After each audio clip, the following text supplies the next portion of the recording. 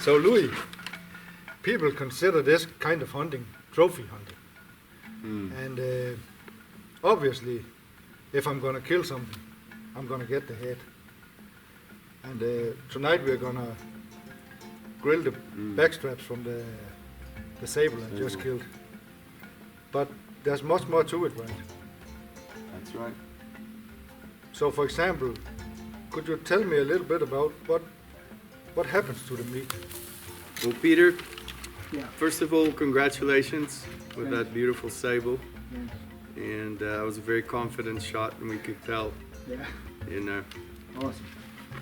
it was going to go down. So yeah, to answer your question, you know, I always say this to people, even if we can somehow figure out a way to grow meat in a lab, that doesn't eliminate the prey animals in every ecosystem.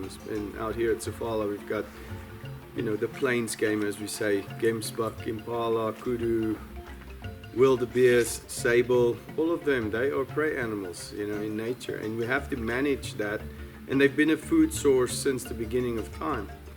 So in actual fact, the meat is a very important part of you know, nutrition and food for about 30 million people in this country who are in poverty. They live in poverty, okay?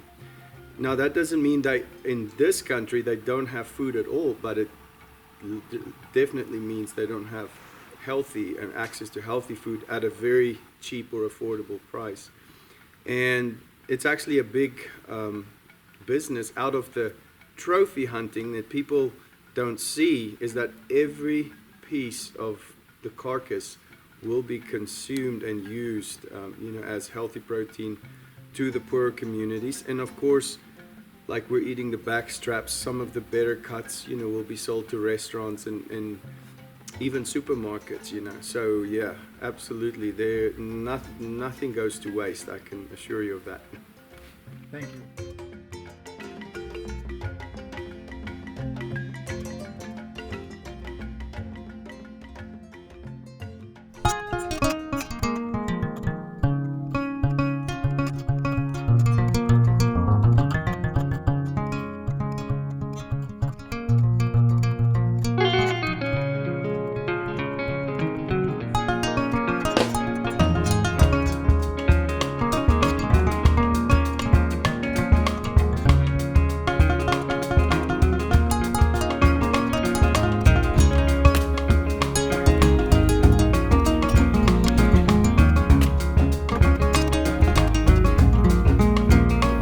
Killed it.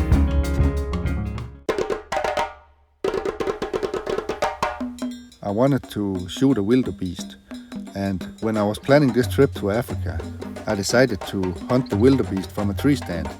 And Sefala Safaris accommodated my request, and they were putting this ladder stand up for me in an area where the wildebeest was active.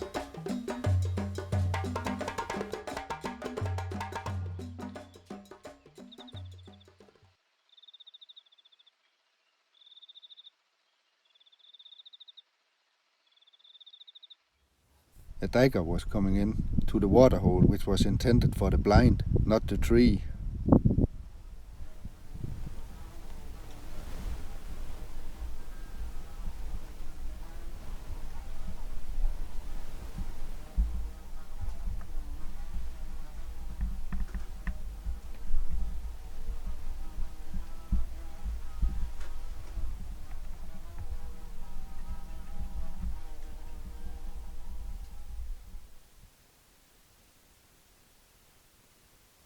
This waterhole was about 40 meters away, so all I could do was watch.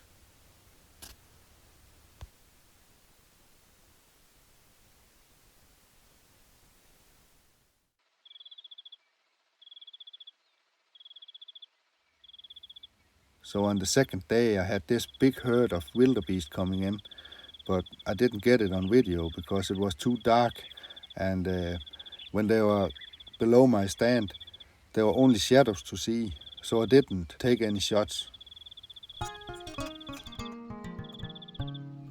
The next 2 days we were struck by this low pressure weather systems.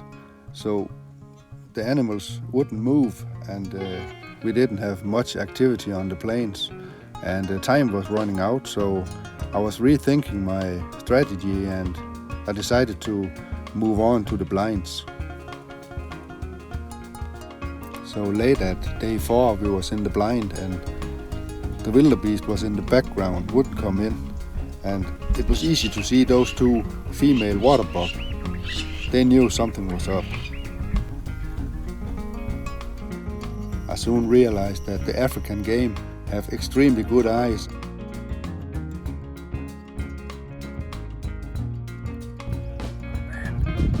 We've just been out on a spot and stalk for the wildebeest, but we couldn't get close enough. They were cooperating with a group of sables in there,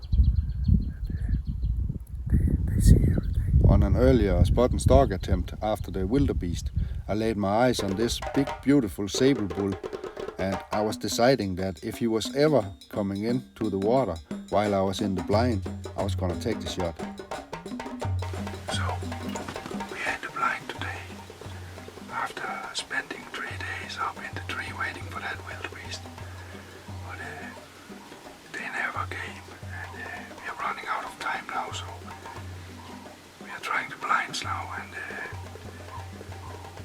the sables, they should come here this evening, so hopefully, fingers crossed, man.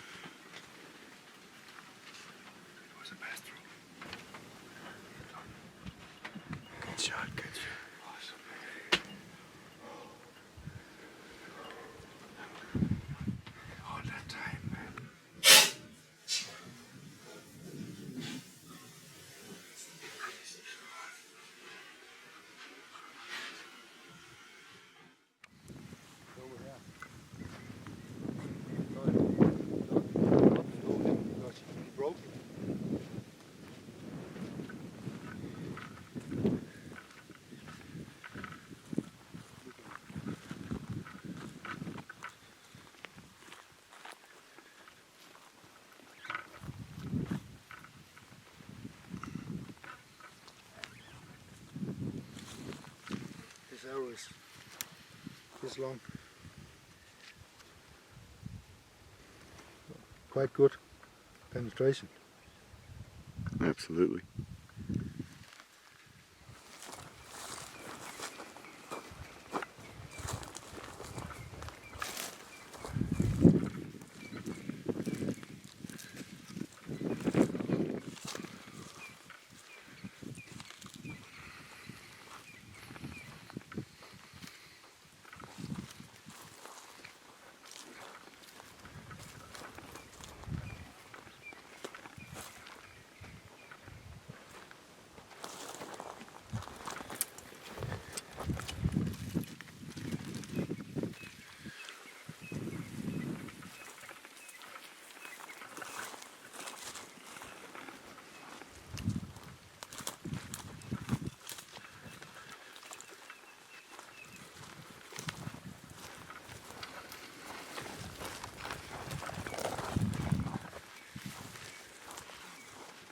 Wow.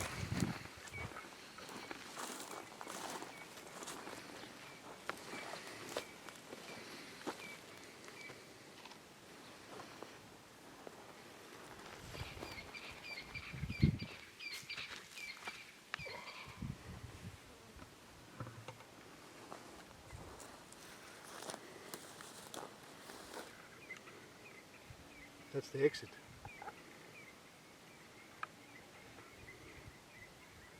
So it was a pass through, huh? Yeah.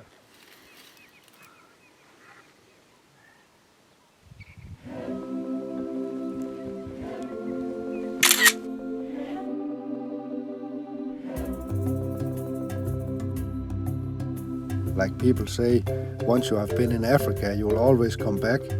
and I'm sure I will come back to Sofala Safaris for new adventures and a fair chase. Thank you for watching.